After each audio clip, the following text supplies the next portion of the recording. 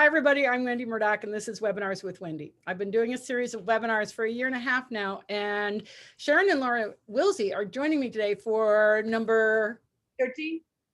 13. Yeah, I lost count. Is this 12 or 13? Yeah. Okay, okay. Yeah, you guys probably done one almost every month. They have created what's known as horse speak, and of course I have created Surefoot, and so together we like to get together and talk about how they blend so beautifully. So welcome, Laura and Sharon. Thanks so much for joining me yet again. Thank you. Thanks for having us. Let's see. Yeah. Horses speak with sure feet. Horses speak with sure feet. I like that. No, which is actually true. Yes. Oh. Yeah. Yeah.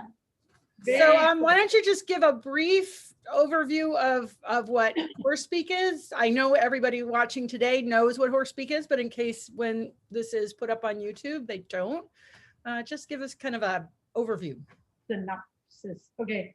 Basically, horse speak was something that I put time into researching to understand the precision micro movements that horses make when they're communicating with each other. So for a long time, we've been, everybody knows like horses use body language to talk, right? We all know that. We all know that we use body language to talk as well. And because of a lot of the work that I was doing, the specialized work I was doing, I was diving deeper and deeper into both of those sets of nuances. And I arrived at a point where I was making discoveries that were giving me more questions to ask, that was making more discoveries. And eventually I just needed to take time off from all my work and just dive headlong into what are these micro movements that horses are making and how can we adaptively utilize the same basic micro movements to basically communicate one-to-one, like a little bit Dr. Dolittle with the horses. And one of my jobs was working at a rescue. So that was really powerful stuff because what would have previously taken, you look at a rescue horse and they've come in with their laundry list of problems and you're like, oh, this is going to be 3 months at least to get to here, or this horse might need a total year before we get to like this point. And because what we tried to do is create, create a strategy for how we're going to help this horse get to a better place so they can get rehomed, because that's the goal. And with the discoveries I was making, I was having breakthroughs in like a day or a week. It was just incredible, the turnaround. And the only difference was that I was able to use very precise postures, gestures, and signals to communicate some of the keynote messages that horses are looking for from an elder, a mentor, or a true horse leader that is also able to stabilize and calm the herd. So when I, first of all, could identify what the messages were, second of all, identify the core values that horses have that lead to those messages, and then be able to emulate them using my body language, which I have hands and I don't have a long neck, and there's a lot of distinctions, but I was able to come up with a close enough approximation that even the Mustangs, like the 3-strike Mustangs that were coming back, could recognize this within minutes of me doing something. So because of that, it just became really effective, which made me want to streamline it more. And I spent about 4 years just teaching. Just anyone who would listen. I did clinics, I did webinars, not webinars. I did clinics, I did workshops. I did a lot of volunteer training for different rescues and for therapeutic riding centers. I developed a pilot program for a woman who had her PhD in research psychology, and she was going down the path of creating a new foundational horse psychotherapy, and she was working on that. And then there was some bumps in the road for her, so we didn't complete the project. But it was fascinating stuff. So I got to work with local psychiatric hospitals and integrating both sets of body language. So it's one core body language, but there's the way the horses do it and there's the way we do it. And one of the coolest things is that once you start to see how horses are communicating, it becomes totally clear. I had a woman this weekend in Seattle who she kind of shouted out in the middle of, like, it was a 4-day intensive, and like on day 3 she goes, I hear them in my head. I'm seeing it, but I hear voices. It's translating, and oh my God, they never shut up. So that's kind of what starts to happen. And actually, we had a gal who was just an auditor. I'm not just saying just, but she was not participating hands-on. But just being in the audience, she went home to her mule that she's had for about 5 years. Very, very hesitant mule. And she did 3 things that she learned from the clinic. And the mule came over and greeted her, walked away, and the gal just did a couple more things and hung out there, and the mule came back to greet her with her head on her chest. Yeah, and then the next day had even a bigger breakthrough, with yawning her. And standing and leaning in and go here, go there. And she, 5 years she's been trying. It's very well, and if you've worked with mules and donkeys, they have there's not a 3-strike rule, it's a 1-strike rule. Like, you screw up once and that's it. And so this mule is just incredibly sensitive. And as soon as she was able to open up this communication, the mule was like, well, now I can hang out with you. Wow. Yeah. That's really cool. Yeah, we had somebody recently come on, and Megan Hensley, who is the donkey farrier, and she talked about donkeys and mules and how different they are. It's really, really fun. But they still have a hoof, so surefoot still works, and they still have the equid, right? They're still an equid, so the body language still works. It doesn't matter that it's a donkey or a mule or a horse. Right. There's still that communication that is universal to that species. I don't know about zebras. Yes. We just went to a zoo where there was 2 zebras. And we were doing like stealth bomb horse speak when no one was looking. Next, we're actually going again on Sunday, and I am gonna film incognito. And we're gonna try. We'll try to blow, But it blew their mind. They were like, "What are you guys doing?" One of them was like staring at us, like ears straight on, like, "What?" And then we invited them to come over, and they took 2 steps, and then they were like, "You're taking over my body. What are you doing in my mind?" Yeah, it was really cool. Absolutely. Wow. It was a really neat experience. They were most certainly responding to the little requests that we had and offers of just like, we could be friends. And they were blown away. They were like, no one's ever done that before. I think to me, when I'm speaking donkey or mule, it's got definitely a different flavor. It's like the same stuff, but it's slower and much more purposeful. Like with horses, we were calling it over the weekend. We were calling it the mighty one thing. Like, you do one thing and really let them soak on one simple thing, so they can totally come up with an answer. Because when they do that, then they go, okay. And if it wasn't what you thought you asked or what you thought you said, then you're like, oh, I need to adjust. So that was amazing, because we got really far with a lot of people and horses by just doing the one mighty thing. But that comes, of course, from working with donkeys and mules, who are like, you only have one mighty thing, and if I don't like it, I'm leaving.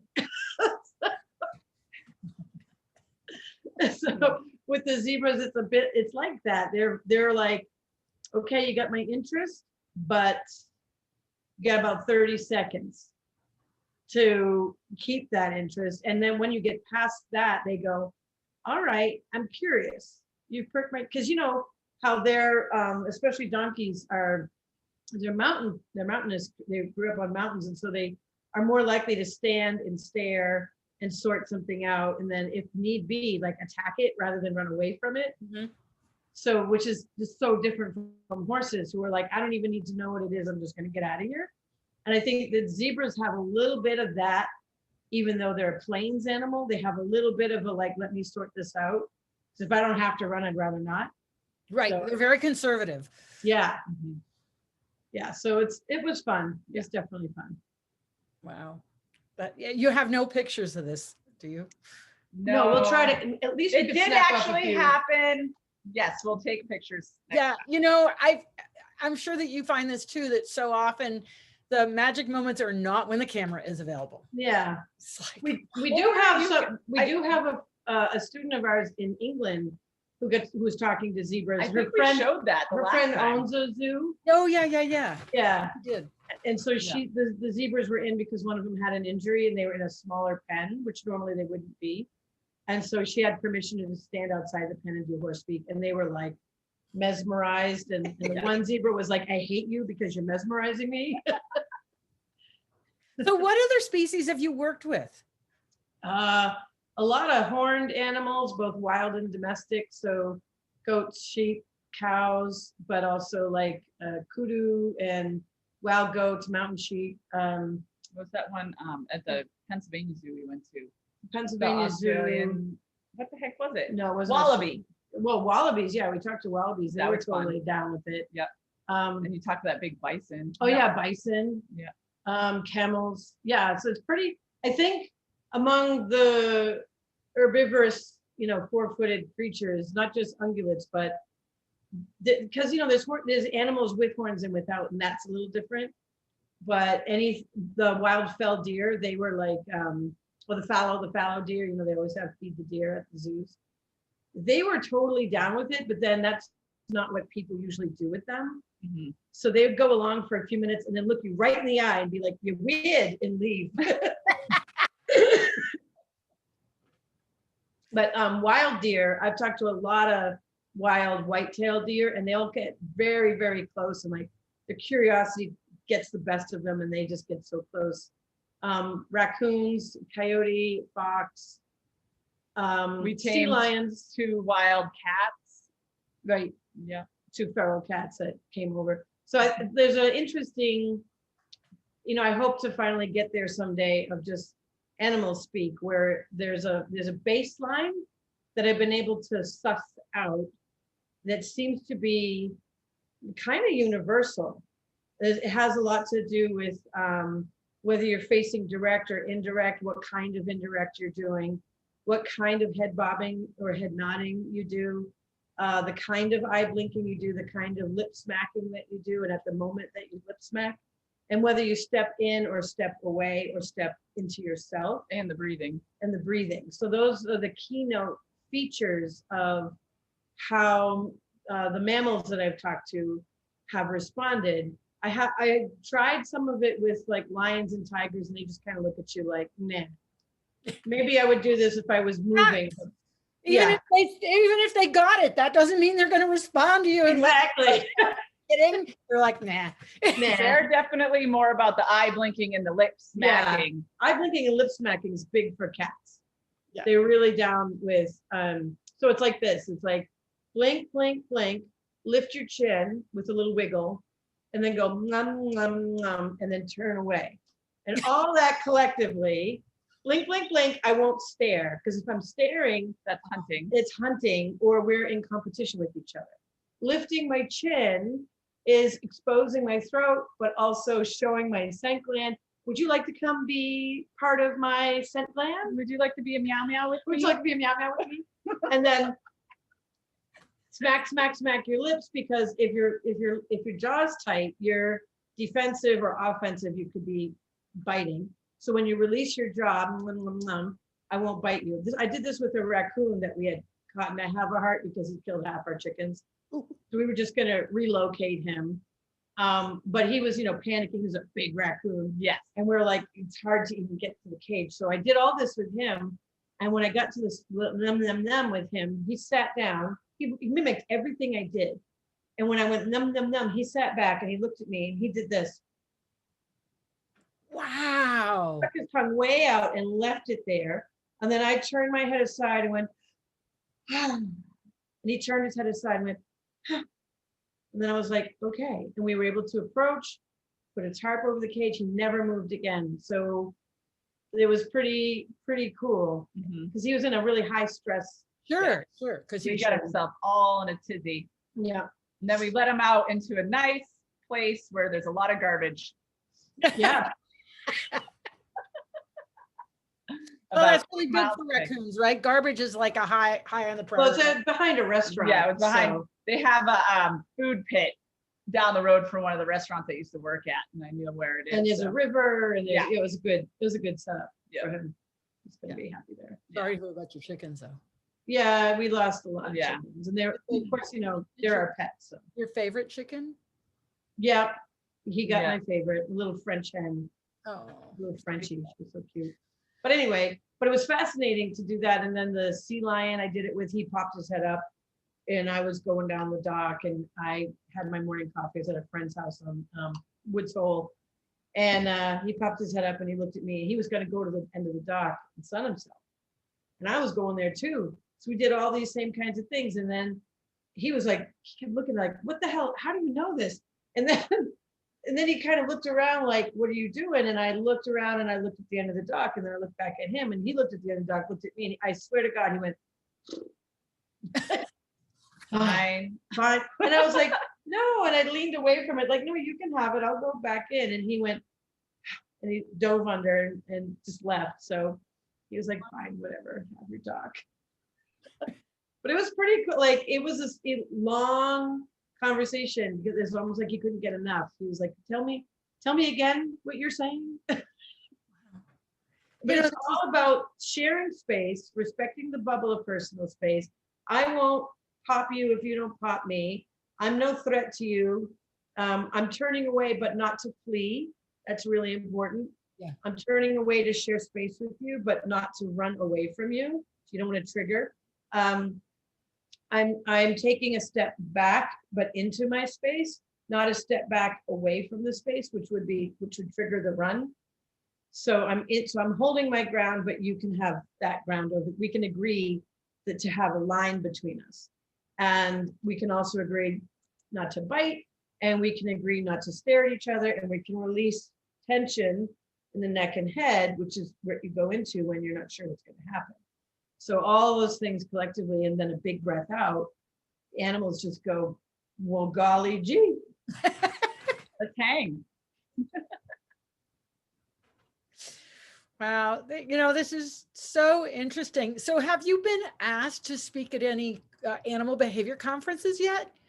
No, that hasn't happened yet. I Well, think we're going to I'd like to. not behavior, but it's a step in the right direction. We're going to Texas to go to Ida Hammer's symposium, where she's working with her students and all that kind of stuff. So she was really excited to have us come and do some horse speak with them. Oh, that's in November, right? Actually, it's Halloween weekend. Okay. I think I'm supposed to be there. Oh, Super. fun. Trying to Great. figure out my schedule, right? So like I get back from Africa, and then I immediately go to the Retired Racehorse Project event at Lexington, and then I go to Otterburn, and then I think I go there. I haven't told Brad yet. Very Oh. cool. By the way, Brad, I'll It was see my you in a other couple part, but months. by the way, October, it is on my calendar. I kind of cruised past it today. Yep. No, I would love to do something like that. There are some universities using the book Horse Speak, because I've met people that are like, I got this book from the class I took on animal behaviorism or whatever, and this is one of the books we had to read. I'm like, awesome, that's really cool. But it just, COVID happened, and we're just, there's so many things to do. Yeah, tell me about it. But I think it would be really awesome at some point. I'm really hoping that this can, I don't know if it would be helpful for zoo managers or people who manage wild animals on the regular, because there's so many like easy ways to communicate, you're safe, you're okay. You can trust me but on like a very visceral level, that they like this, what was it? It was it's an African, it was in the antelope family, but I don't remember which kind it was. It wasn't the antelope, it was one of the iterations. How tall? Huh? How tall? Slightly taller and kind of dull. Like 3 feet tall, 2 feet tall? Slightly taller than the average, than the antelope, the classic one with the black horns. Right. Impala. It's bigger than an impala. Bigger than an impala. So kudu,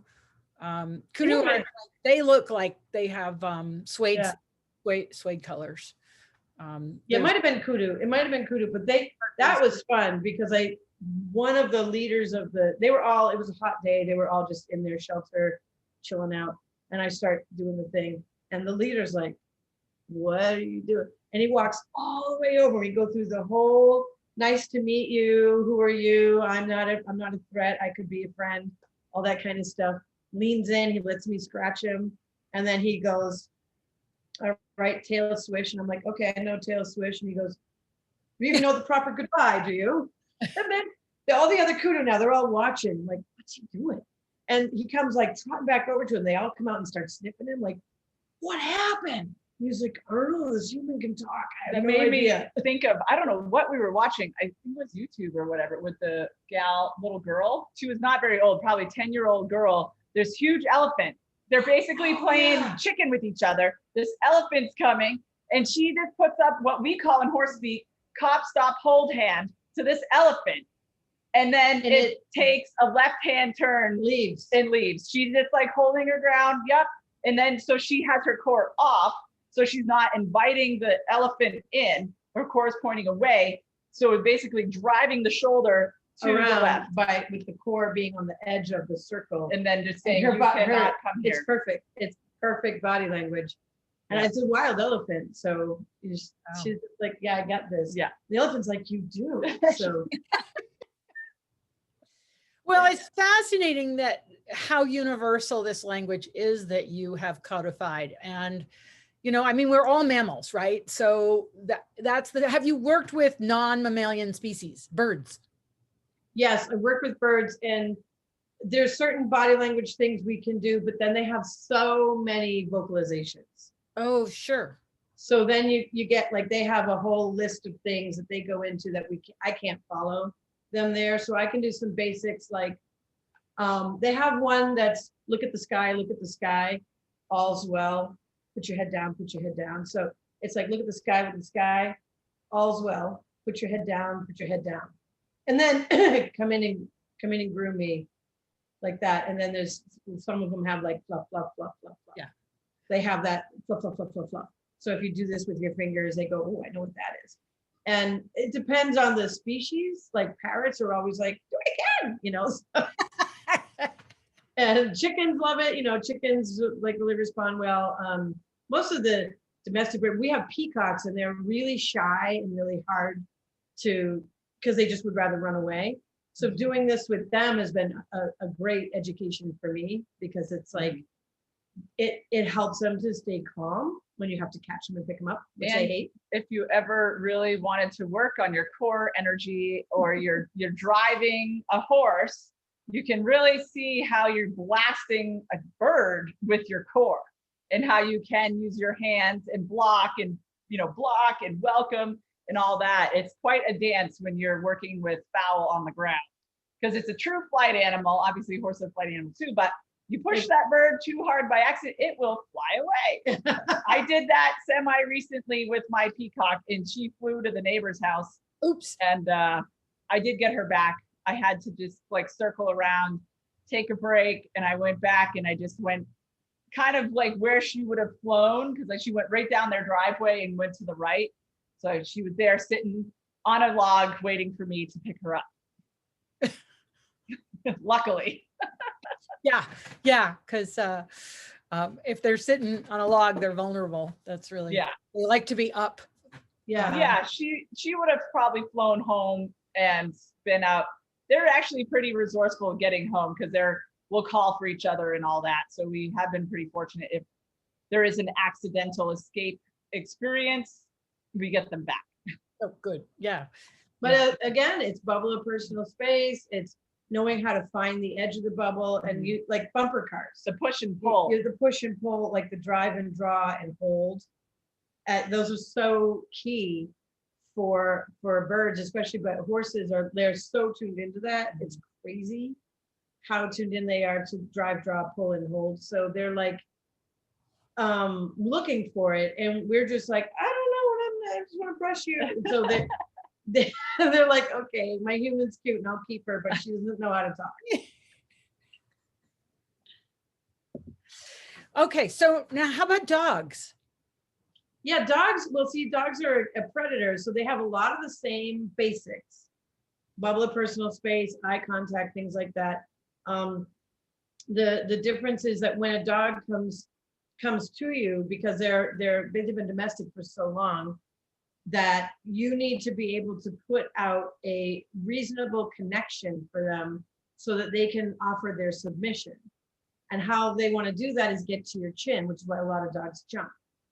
And since they can't get to your chin, what you can put out is your knuckle. And this is fascinating, Wendy, fascinating, because the kudu, the zebra, everything, they recognize this as a substitute greeting. They recognize this as a muzzle.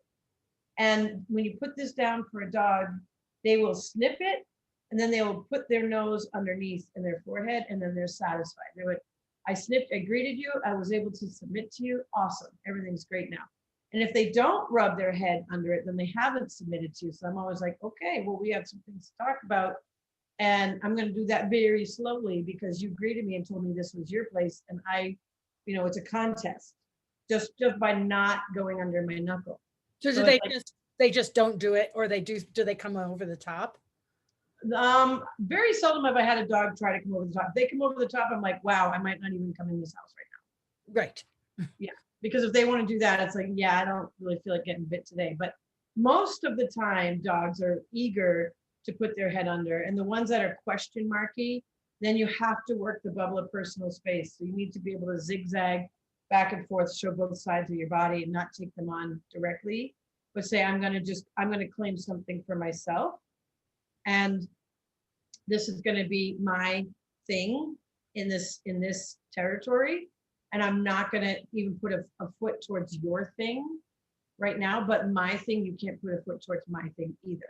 So that's how you start agreeing on who's going to have what space without like raising the fur, Right. And usually what I want to own is the door. It's my door. I own it because you don't want them chasing, like thinking that when you're leaving, it's a time to chase you away. Right. And I worked with a lot of reactive dogs for a while. That was what I got called in to do. I had this whole business of working with reactive dogs. So it's called How to Live with Your Dog. And I would go into people's homes. And I had a wolf hybrid for 16 years. So he taught me so much about this sort of innate wolf tactics, but also he was half dog. And so it was like, I got sort of the best of both with him. But a lot of the stuff there was because I emulated how he held himself out, and he never started a fight. The whole time I owned him, he won many fights, but he never started one. It was always like, I always call him like, he was like the gunslinger, just showing up. He just wants to put his boots up and have some whiskey. He doesn't want to fight. But the new gunslingers are always like, I'll take you on. And he's like, go ahead and try. And dogs would come over the top of him I always had him on a leash. He was trained up the wazoo, but people would have their dogs off leash, and these big dogs, 2 chow chows come after him one time. Oh, wow. What he would do is he would go underneath, he would go under, this is the leg closest to him, so like Laura's Shakti. He would go across this leg and grab this leg and pull it behind like that. Oh, and flip them. And flip them that fast, and then stand over him and go, do you want more? And mostly the dogs were like, I don't even know how that happened. And he's like, right. How fascinating. Yeah, it was very cool. He didn't bother having a fight. He just flipped him. Do you know what he was crossed with? Red wolf, Malamute, and husky. Oh, wow. So Malamute and husky are pretty close to wolves if you look at the breeding. So they're, interesting. Yeah. Very interesting. Yeah. He must have been a good, he was a beautiful, beautiful dog, big feet. And he was incredible with children. When I lived in Boston with him, my partner worked at a daycare, and the dog would be around the daycare all the time because you could have a host of toddlers all grabbing onto his fur, and he'd be like walking real slow so they didn't fall down. I got my pack. I got my little. I was gonna say, it's like having puppies, right? Yeah, he was actually the dangerous animal that Sharon had during that time was a cat named Mr. Kitty Man, and he was he got arrested 3 times, Mr. Kitty Man. He got arrested? Got arrested for attacking people's dogs on leashes. How how do you arrest a cat? Like, okay, I'm going to read you your rights now. You have the right to meow silently. They caught him with like a net and stuff. I had to get him out of the pound 3 times. Oh, wow. Yeah. And then after she moved to Vermont, she got a call from the Boston police, like, your cat, that's it. You know, you have to put your cat down. I was like, did you notice the 802 number? We're not in Boston. And he was like, oh, well, we just assumed it was your cat. Mr. Kitty Man was a bad kitty man. He was the cat mafia. Yes. Wow. We really see him in, like, you know, this leather cap and all the jewelry, and just walking around, just, you know, kitty. totally, He was funny. kicking ass, taking names. Wow. Kitty Man. And he lived with the wolf dog. So, and he dominated that wolf dog. So he was like, I take down wolves on a regular. Well, and that's Awesome. cats, as I understand it, cat genetics are not domesticated. They don't have domesticated genes. They're basically wild that live with us. And yeah, so my cat Buster, who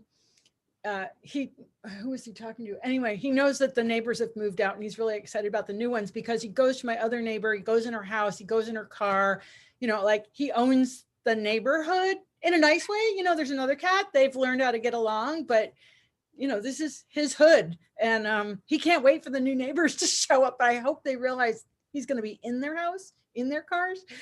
Where was it in England that we saw this study of, they put tracking devices on like all these neighborhood cats, and they were watching them, The little cameras on their collars. and so that they were tracking that all these cats in a timely fashion would basically go into each other's houses and nibble and on nibble. everyone's food. Yeah. And they knew when the next cat was about to show up and they'd take off.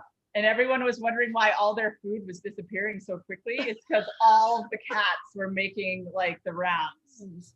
Oh, how funny. Yeah, because my neighbor was feeding Buster and because she didn't know he was mine. And then somehow she found out and she thought he was a stray. Well, he eats 5 meals a day at my house. So I don't know how many meals he was getting over there. Someone said I'd love to read it. It was actually a documentary. I don't remember the name. Yeah, I'll have to look It it was up. on YouTube. So it was a documentary. I would just go on YouTube and type in cat tracking documentary. It was hysterical. Wow. But as far as territories and horses go, we got some great footage this last 4 days. Something that I've been talking, did you find it? Well, there's a National Geographic. Yeah, it might be but I don't know. national, it might be that. Anyway, horses, the ones who are the leaders will claim the edge of the territory. They'll go and they'll sniff the outermost edge of whatever it is. We were in an indoor arena, we turned 4 horses that live together, loose in there, and we watched. I'm like, there it is, you know. So there's the mentor horse, and he's gonna literally hold his body against the edges, and the other horses can move around in the middle and have discussions about what they're talking about. He also we called him the munkle. It's like a Uncle? the munkle, because he's a Moon Man. Moon man. Well, so you have mother horses, and they're very, very nurturing, right? And they remain nurturing. But then you have these munkles, they're like uncle horses, but they're like moms in this weird way. And his favorite thing was just any horse that was stressed, he's like, come on, let's groom. Oh, We'll just wow. groom. I'll groom you.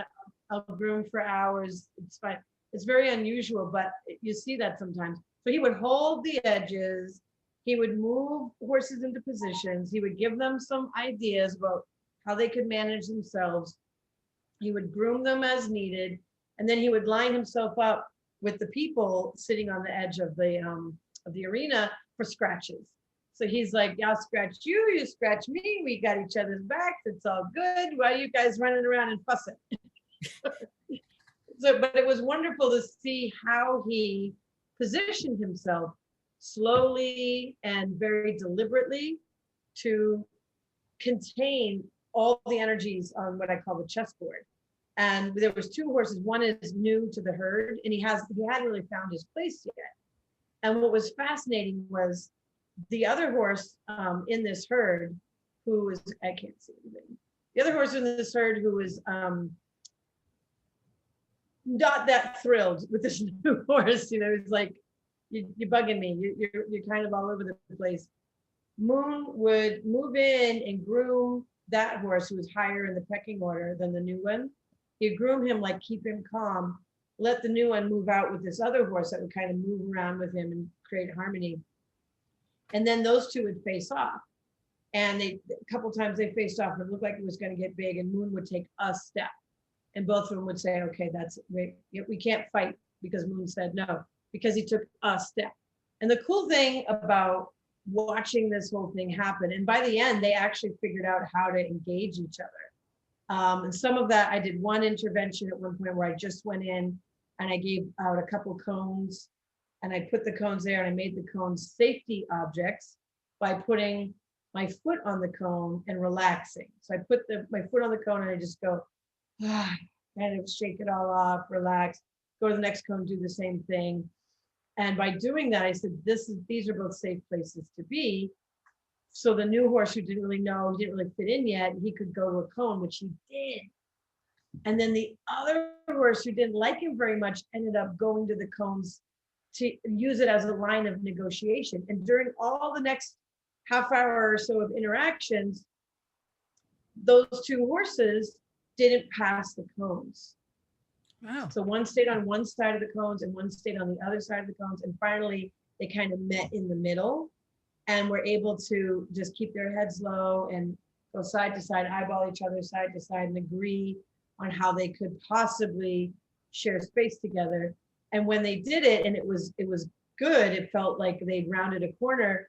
Moon and the other elder who was in there took a step towards them and breathed out. So like they closed the gap. They were like, okay, now we can be a herd. Now we can be together. It was a beautiful thing. And hot off the presses, Nancy must have felt us talking about this situation. Dandy and Siri, who are the two loose cannons of this herd, are grooming each other right now. Right now. Oh, wow. How Yeah. cool is that? And That this is really cool. Since November, they've been not able to get along. Yeah. So this was like 2 or 3 days altogether. Yeah, we did, like, the first day we did 4 horses together, and Siri was not able to settle at all. He just kept running, and we were, trying to help him. The horses were trying to help him, but we were like, okay, let's just take actually, it was Raj and Dandy, let's take them out and we'll work with Moon and Siri.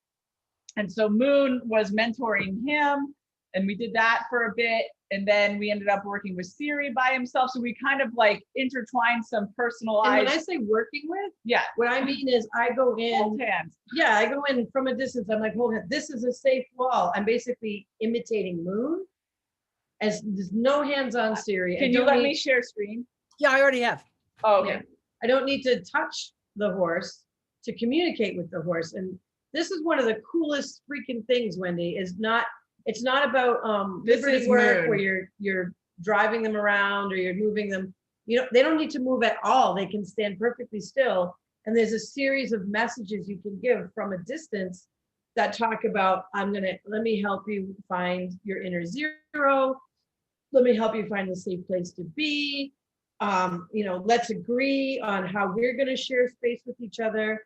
I won't pop your bubble if you won't pop mine. So basically the rules of respect and the rules of safety. And Moon's watching the whole time. So if he got a little bit too intense towards me, he'd stop. He was getting just scratched by Laura. He's like, hey, Laura, while they're doing this, you want to just scratch me? And the coolest thing is, like 2 years ago, because we had a COVID year off, we basically picked up where we left off, because he just would line up to the side rail and be like, hey, scratch my butt. And I was like, cool. And so as soon as he came in, So he saw me, he lined right up. Hey, scratch my butt. And I'm like, of course, Moon, I'm here for you. I've got your back. And somebody was But cool really, because well, at the end of the clinic, someone was asking about, would Surefoot have been could we have used them like we use the cones? And I thought this is a really interesting question. Yeah. Because in that case, when they put their nose on it and they get like a release from it. So I wonder if using it, that was just having them available so they could put a foot on it at choice if they wanted to, or even put their nose on it, knowing this item makes me feel safe. Yeah, we I see wonder how it so effective that would often where the horses will just walk over and stand next to the pads or put their nose on the pads. The only difficulty with them stepping on it is that if they tap it, it moves, right? But I mean, Right. there's a lot of horses that are out there putting themselves on surefoot pads. We have a lot of reports on that. That's really cool. Yeah. It'd be neat to see from a drone perspective where the pads are and what the shape of the space is that the horse is in, because the shape, what the space is that they're in, like if you're looking down, let's say it's a turnout paddock, and you have a water trough here, and you have hay here, and you have maybe a shady shelter thing there. Those are all key elements on the chessboard that the horse is on. And each element is a resource. And then if you have other horses in there too, it's really easy then to see the bubbles of personal space as the horses move around and which personality wants to hang out in which area, but for different values, different reasons. So from that perspective, then seeing, well, if I put the surefoot pads here, there, it's like an open territory. Any horse could come and touch them. But if I put him here, it's really close to this particular horse's bubble. So You know, if a nervous horse is standing there a lot and you put the pads towards him, you're giving him like extra safe places to be. well, you make me think of Catherine Wyckoff at Loudon Therapeutic does what's called spa days. And she lets the horses into an area and there's surefoot pads and there's different stations. And some of the horses just automatically go over to the surefoot pads. Others go to other stations. But so we have done something kind of like that, where they have that freedom of choice and they have that amount of space. But I'm sure that I know someone with a drone. I'm sure we could work this out. This would be really cool because the other horses, let's say if you have a Moon and the Moon claims a wall, well, no other horses can go inside Moon's bubble without his permission. So Right. if the pads are near Moon, they can't get there. Whereas if the pads are in like a central location and the human has stepped on them first and said, these are mine, this is my location. This is what we did with the cones. Then the horses were like, oh, the human said that's a safe place to be. So any of us can go there. And then you'll still have horses try to go and take it over. But if there's a mentor in the group, they'll be like, nope, she said that was for everyone. Well, that's really fascinating because when I have a more nervous horse, I purposefully stand on the pads. I'll touch it to my nose. I won't let them touch it. And then I will stand on it. Yep. To just tell them it's okay. Not only is it okay, but this is safe. Because like us, if we're going to go and do something that we're uncertain of, like the first time someone goes for a massage, they get a little worried about it, like, I've never had this before. So instead of releasing and like, this is a great massage, they're kind of like, what? I have to take my clothes off? What? Like it's insecure, right? Yeah. So when you're exposing your horse to something that's going to make them vulnerable and they're already insecure, you want to have as many safety protocols set up for them so they can actually make the most use of it. I mean, the surefoot pads kind of switches them. I think it helps drop them into parasympathetic pretty quickly. But it's even more beneficial if emotionally they're already ready. And I think what you've seen over the years is that the more they use the pads, the more they see the pads, the more they go, the pads are out and they start dropping before they even get to the pads. Right. Like if we were ever to do an experiment, we have to be so careful not to have the pads within visual range as a control because the horses are already, in fact, we have someone in Colorado who was looking at HVR and she had a mini, I think it was a mini, but she was measuring heart rate. And after that mini had been on the pads a few times, if I said to her, did he see them? Because she says his heart rate's already down. She said, yeah. So I know that was already dropping that horse's heart rate just from the visual. It's basically, it's a cue and a routine you're expecting to feel good. So you're already getting the reward of wanting to, of the feel good with the visual cue, for sure. And then knowing that horses create those safety objects for themselves anyway. So you'll see the elder or mentor go to something, put their nose on it, and then drop into relaxation. And that hits the whole herd like a ripple effect. Yeah. So then the other horses, when the mentor walks away, you'll see other horses come like line up with their nose on and go, oh, this, and it's such a powerful message that leader horses give to the follower horses about you're safe here. And it makes perfect sense. If you're a prey animal, this place is clear. This house is cleansed. You know, it's interesting because I've only had like 3 or 4 opportunities to work with herds with Surefoot, but there was one instance when I was in Oklahoma and there was a tornado. So we had to bring this group that was outside in because it was safer, right? And it was mostly Rocky Mountain horses and one Paso, and they were loose and we were putting pads on them, but everybody was still a little agitated. And then I said, well, has the Paso stood on a pad? It was a mare. And they said, no. So we put a halter on her and I put her on a pad. And as I put the foot down and stood up, the whole herd turned off. It was like a light switch, you know, because when she went down, everybody was like, okay, we're good. We can do this. That's right.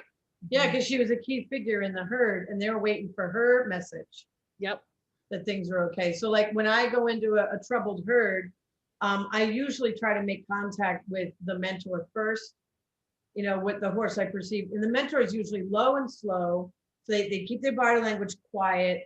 They don't go high. They don't do a big X. They don't have a lot of energy. They're very predictable. And they come in and they usually want to greet first. But before I even get there, I'll touch 3 things. So the game plan is when you go inside the horse's space, before you walk to the horse, touch 3 items first. It doesn't matter. It could be the fence, it could be the water trough, whatever's there, whatever's available, but you touch 3 things. And each time you touch it, you don't just touch it.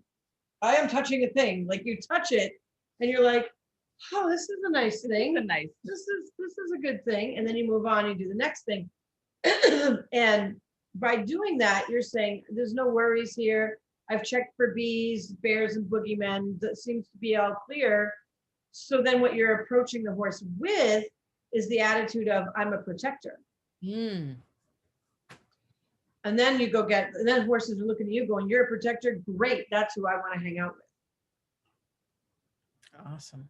Yeah, it's pretty cool.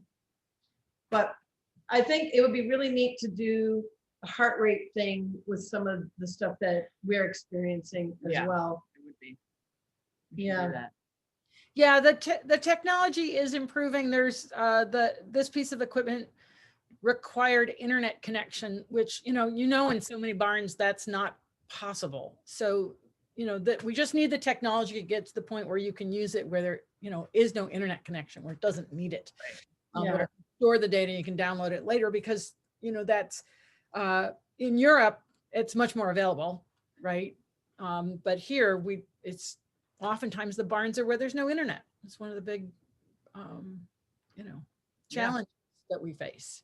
We don't have good internet at our house in Vermont. Vermont's internet service can be hit or miss for sure. Yeah, and it's really exciting because we will be showing some of the moon stuff on our club meeting coming up probably within the next 2 weeks. So if you don't know about the Horse Speak Club, it's a great way to spend some time with Sharon and I in all of our Horse Speak community to be able to watch a lot of her dynamic conversations. It's been really neat.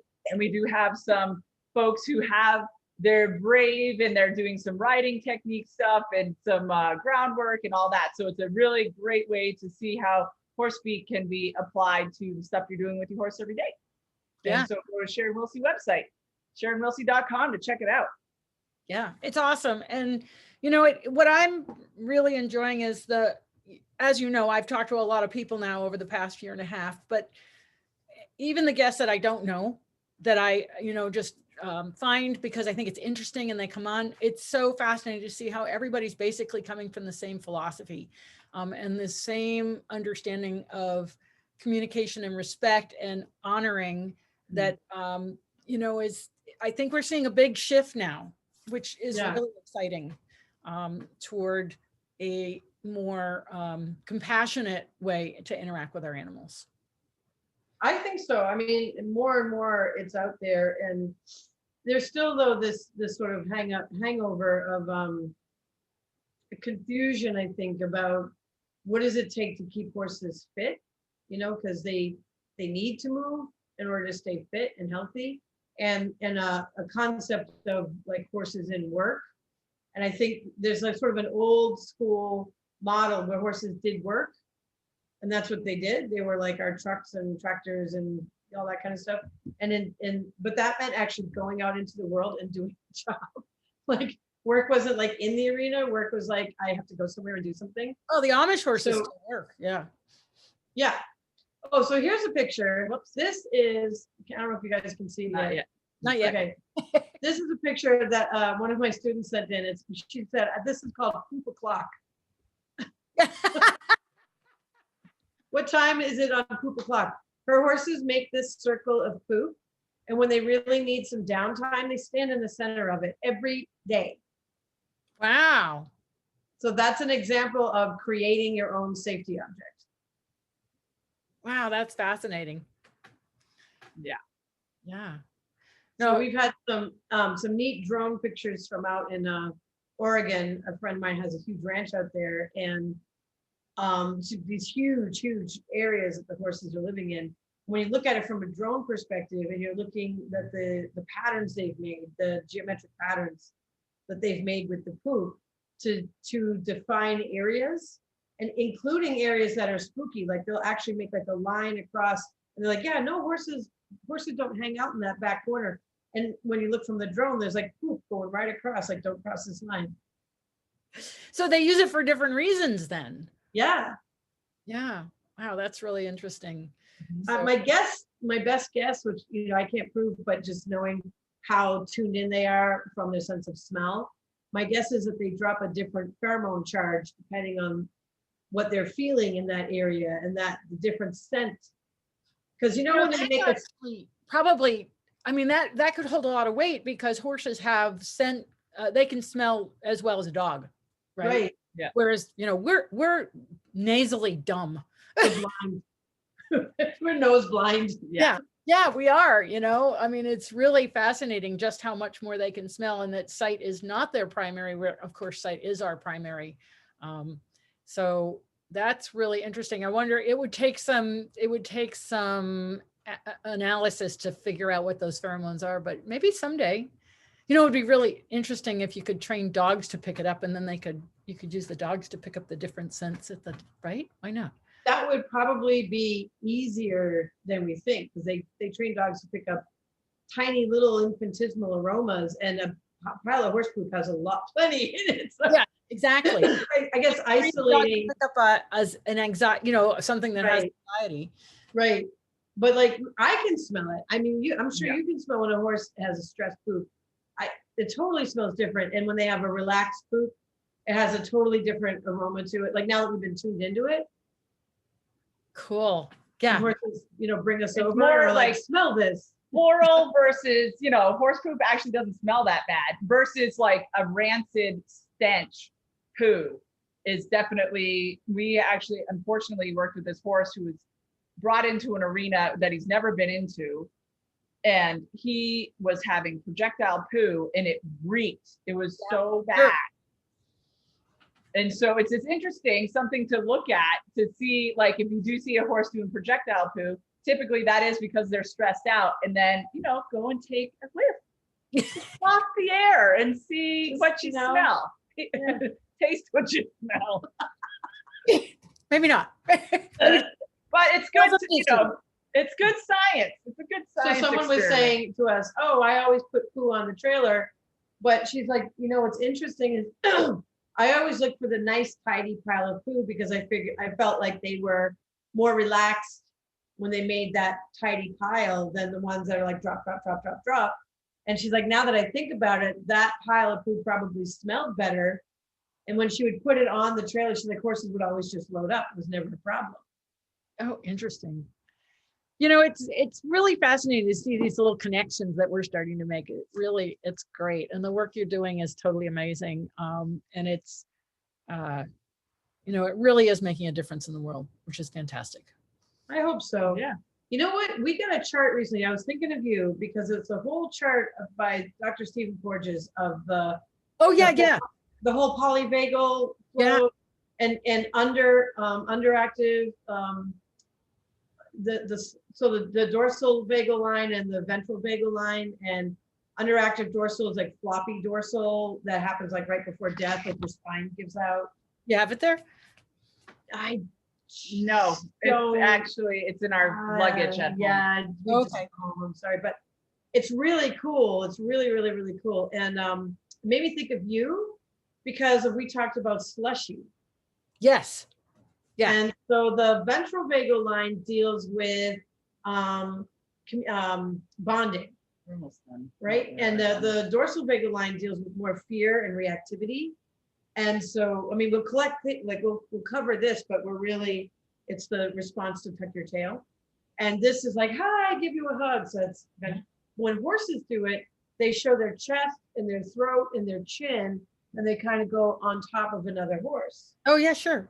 When they're rubbing the ventral vagal line, and they'll rub ventral vagal and dorsal vagal on another horse, and then that's a horsey hug, right? And that's when they're really, really going into relaxation. But I thought of the surefoot pads because of one talk we had where you were talking about underreactive horses getting on them versus overreactive horses getting on.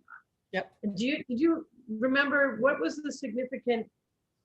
What was the Well, difference? we see horses that are low tone, we see them come up. We see horses that are high tone come down. So, basically it's bringing them all into a more level state, right? So those low tone horses and those shutdown horses, it's fascinating to watch them come out of that shell to come up, and the others come down. So it really is kind of this leveling effect. In fact, I just worked with a couple of horses that you would put them in the slushy category. Mm-hmm. And it was really, really interesting because you have to watch them really closely. Their signals are much like this one horse, as I approached, with just 1 foot back. And I was like, okay, fine. And I walk away, right? And I come back and just 1 foot back. It's like, you're not ready. That's fine. I'm listening. And again, it's listening to the really subtle things that horses do, not Right. the big things they do. If they have to do a big thing, you've blown them out. It's the little, just that little step back. And so when I walked away and then I stood on the pad and did that sort of thing, that when we got there, again, the really subtle signs of some eye blinks, not a lot of anything else, kind of like just kind of, I'm waiting to see what's going to happen here. But then after just a few minutes, and we only did a few minutes, like total, like 5 minutes, yawning. And it was when she was not on the pad, so it's, that's one of the things that's so hard for people to realize is that the time on the pad is better to be short, and then let the horse stand off the pad for a moment and see what happens, right? And in her case, again, very subtle, because she's definitely slushy, would comply, but, wasn't really engaged. But when offered in a really quiet way, definitely let us know. Well, what I thought about was, is there an instrument or a chemical measurable test that we could do for vagal tone? So at the International Society for Equitation Science, ISES meeting in Guelph in 2019, they said that cortisol, HVR, and heart rate are not good indicators of stress. Okay. Yeah. Because for the cortisol, they would use a lick. And then the HVR, they were measuring HVR and heart rate. But what they did say was a really good measure was eye blinks. Oh. Right. And so what are you doing with horse speak? You're doing eye blinking. And what does a horse do when they're stressed? They don't eye blink. They don't blink. Right. And then when you get what you see with surefoot is you see these longer eye blinks, very notable longer eye blinks, and then half closed to closed eyes. So, I've got to find some more information about eye blinks, but it seems that they are now saying that is a much better indicator of stress than HVR, cortisol. And I've tried to mess with HVR, not cortisol, but HVR and heart rate. The technology, it's fussy, if you don't get it on right, just putting the strap on could be stressful, blah, blah, blah. Yeah. So it's not an easy thing to do. But eye blinks are really easy. Well, blinking is thinking. That's our jam. So if we see a horse like Siri, actually, that poor guy, when we first met, he was not blinking. Wow. And so we're like, oh, you could blink, and we're trying to. And that's a cool thing. You can look at them and start blinking. Yeah. Right. And whether it's a cat or a dog or a horse, Yes. Yeah. or a person. Yeah. Yeah. Blinking. Dogs who get really stressed are, this back to the dog thing, but a lot of times they're using eyes instead of nose to figure out what's going on. And you have to interrupt that. It's like blinking at them, and they'll blink a few times and they'll go, and then they'll go. And when they use their nose, it's much better information. So this fits, right? And it's a simple, I love the simplicity of eye blinks. You can video and then you can count the number of eye blinks or the depth of eye blinks. I mean, it's actually a really significant and yet simple way to get a gauge. Huh. Absolutely. This is really good. It's good intel. Thank you. We're going to be counting eye blinks now. We'll be videoing eye blinks because sometimes we get this. Yeah, the rapid eye Rapid blink. eye I blink. think there would be something different, right? That the rapid Yes. eye. And it seems to be like they're in a very, very deep process about something. Right. Because we've asked So them kind of to like like, a person in REM's, which stage of sleep is it? REM, rapid Yeah, eye. REM. Yes, REM. Yeah. But they're standing and they're awake, but the eyes they go from frozen, like, stuck in sympathetic to like doing this. And also the body starts twitching, so to me, the research that I've done on, release the kind of nervous system reset that's going on. People shake or shudder or blink a lot when there's like a PTSD moment. It looks like that. I can't prove it, but it looks like that. And what happens afterwards is that the horses, like they take a nap, they come back, and they're like 10 years younger, and they're like really engaged. You're like, hi. yeah, I snapped out of it. yeah, they go through this like giant reset, and their face is like fuller, and their what we call a jump up button, basically where their guts are, is fuller, and their hip might have had like a point to it, and it gets rounder. Like they're just it seems like they're getting much better blood flow, and they're breathing deeper. And they're way more engaged. You're like, yeah, let's connect and let's hang out. So fascinating. I think that reset idea in horses, it can be so fast. And I mean, that's what I've seen. It's what I call it. Like rebooting your computer, and it's like boink, and they're back in a completely different way. It's really, really fascinating. So someone just commented, one thing I've noticed is that when a human is trying to calm the horse by communicating with the horse by blinking, breathing, and nodding, etc., the person starts to calm down too. Then the horse gets calmer because its human is getting calmer. So, we are mammals. We are running the same systems. And it's, I was talking to you guys about my flight home from Colorado, which is the only flight I've taken this year. And the guy behind me had a full-blown panic attack, and they had to get him off the plane. Fortunately, we just pulled out from the gate. But what fascinated me more than anything was the EMT who got on the plane to get this guy off. And he went over to the guy. He said, you can hijack your response with breathing, and breathe in for 10, pause, out for 10, pause. And he's just talked to the guy about how he could hijack his own nervous system to calm himself down instead of letting it run. I think the more we learn about polyvagal and we learn about trauma reactions and stress release and that sort of thing, we're going to realize that we have control over this, and that there are some key things, which, whether it's horse speak or trauma release or Feldenkrais. I remember one of my Feldenkrais trainers was, she had a car accident, was in severe pain, and she would use a checklist. Can I move my eyes? That was a simple question to get her out of the pain cycle. Just, can I move my eyes? And so I think we're going to learn more and more about how our nervous system deals with stress, and how we can intentionally, if you will, hijack it so that we let go of it, whether that's a horse or a human or a dog, because we all run on the same system. Yeah, even just putting your ring finger and your middle finger together is a hijack, and you rest it in your lap. I don't know exactly what, like people have been like, oh, Jitsu, or there's acupuncture, or there's things. Yeah. I don't know exactly why this works, but people do it, and you watch them in the audience, and all of a sudden. Wow. I don't know why. I love a hack though. I love a good hack. Yeah. Yeah. Well, it's an O posture, right? No question. I don't want to think that hard. Right. I'll just be like, okay. And yeah, and one of the hardest things for us to remember to do, especially in a stressful situation, is to breathe. Yeah. I mean, I know from my experiences, I'm so grateful I'm not doing this anymore, but being in the hospitality industry, Yeah. where it's a completely uncertain environment, you get totally busy and then you're running around and you're not breathing. Right. There's so many moments where I'm like, okay, breathe. Or when I was bartending, when I'm pouring a beer, you just like, you can't move. And pouring a beer is like, if you're really busy, you're like, will you hurry up? But it's a great time to breathe, you know, but it's everyone who would come up to get their drinks or what have you. I'm like, remember to breathe, just breathe. You'll be okay. We'll get through this.